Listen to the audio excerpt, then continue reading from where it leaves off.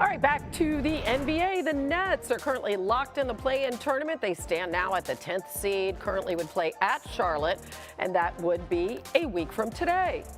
But the Nets have 4 games still to play. They could change their seeding with any number of wins. Half of those games are on the road. They play the Rockets tonight. Spots 7 through 10 in the Eastern Conference are almost finalized. All 4 of these teams have clinched at least a spot in the play-in tournament, while Cleveland and Atlanta both have a slight chance to catch the Raptors for that number 6 seed. But this is most likely right now what we are going to see for the play-in tournament, as NBA analyst Tim Legler joins us now. So which team in that play-in, if you look at the Cavs, the Hornets, and the Hawks, do you think would be the worst matchup for the Nets?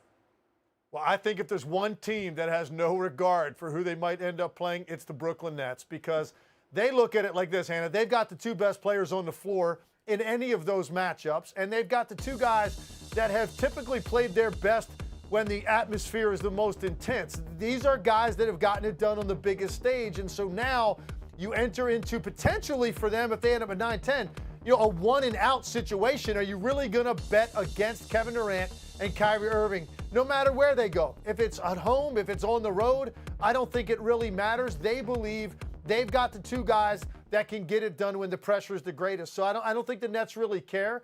The bigger question is going to be if they can survive that. Who has the misfortune at the top of the Eastern Conference to get the Brooklyn Nets in the first round? It's almost unfair.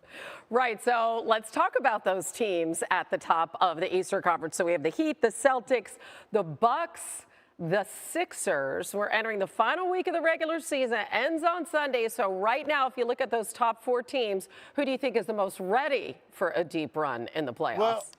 Well, Hannah, let's go process of elimination. Okay, let's start first with why it's not Miami. This is a team that's been very uneven with their season. I know they've won 4 straight, but they just lost 4 straight, maybe playing the worst basketball of the season right before that. So they're very inconsistent right now. Boston lost Robert Williams. They're still adjusting to that and his rim protection and defense. So I think when you look at Philadelphia, James Harden is not really playing very well offensively heading into this stretch of games. I think they're a little bit uneasy in Philly with what they've seen out of Harden. So who does that leave?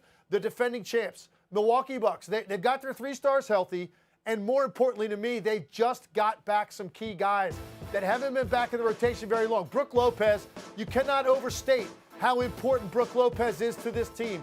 Defensively, one of the best rim protectors in the league, but then also his ability to space the floor off of Giannis as a deadly 3-point shooter. And then Pat Connaughton, he missed a large chunk of time with a wrist injury.